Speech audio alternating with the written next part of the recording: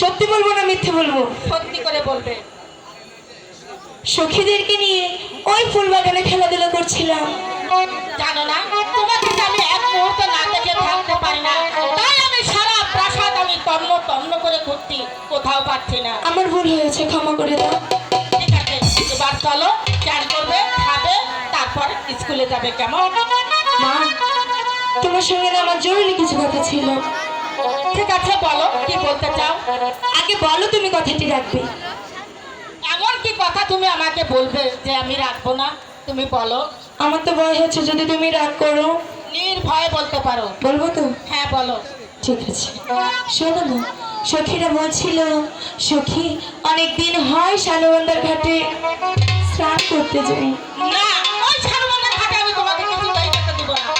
যদি দাও না মা, যাবার আসবো। শোনো, তুমি এখন ছোট, ওই নদীতে অনেক জল, তুমি এখন সাঁতার জানো না, তাই আমি তোমাকে কিছুতেই যেতে দেব। আমি বেশি জলে নামবো না মা। না, তোমার কোনো কথাই আমি শুনবো না, আমি তোমাকে যেতে দেব। একটু দাও না, একটু।